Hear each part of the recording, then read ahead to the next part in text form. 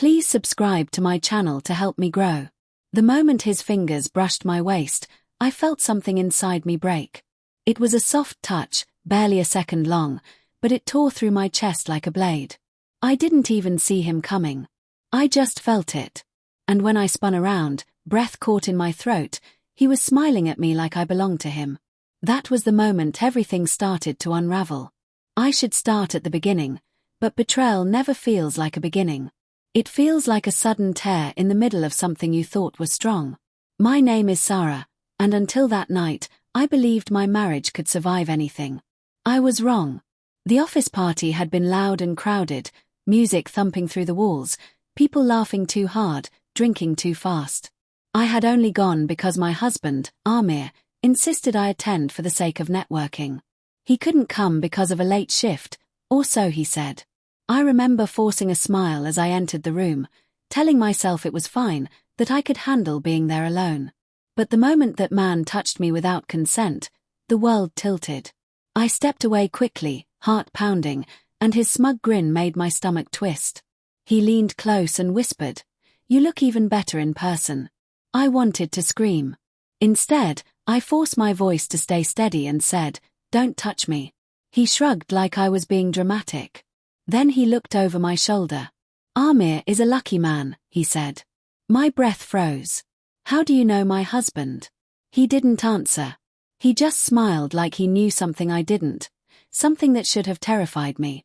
I left the room shaking, stepping into the corridor where the music softened into a muffled thump. I fumbled for my phone, ready to call Amir, when I heard it. A ringtone. His ringtone. From nearby. My blood ran cold. I followed the sound down the hall, heart hammering louder with each step. The phone rang again behind a partially open storage room door. I pushed it gently. There he was. Amir. Not at work. Not busy. Not on a late shift. He was standing close to a woman from his department. Too close, their faces inches apart. Her lipstick was smudged. His shirt collar was slightly pulled. My heart cracked in a silent, brutal way. He jerked back when he saw me. "Sarah. This is not what it looks like." The line every cheating partner rehearses. I felt heat rush up my neck. I wanted to scream, cry, hit something, but all I could manage was, "Then tell me what it is." He stared at the floor. She stepped away awkwardly, fixing her hair, avoiding my eyes. The truth hovered between us, heavy and ugly. I walked backward, hand covering my mouth as nausea climbed up my throat.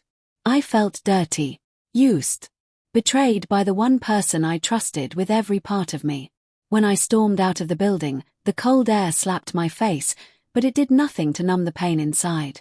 Amir followed me, calling my name, telling me to stop, to listen. I kept walking until he grabbed my arm. I flinched so hard he let go instantly. "Sarah, please." Nothing happened. She kissed me and I pushed her away. "Then why were you alone with her?" He hesitated.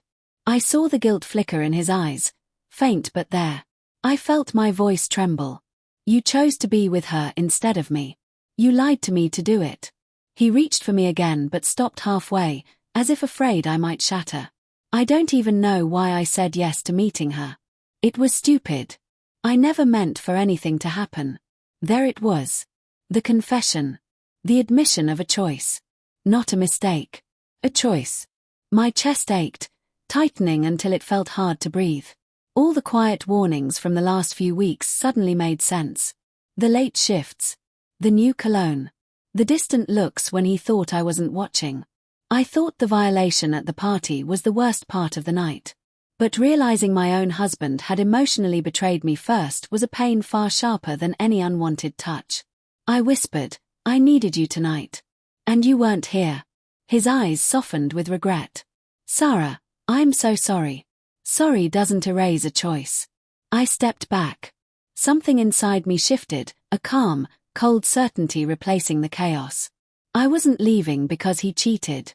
I was leaving because he broke the foundation we built together. I told him quietly, "I'm going home. Without you." He looked like I had struck him, but he didn't follow. Maybe he knew chasing me would only deepen the wound. When I reached my car, I finally let myself cry. Not because I lost him, but because I found the truth. A truth I could no longer unsee. A truth that set me free.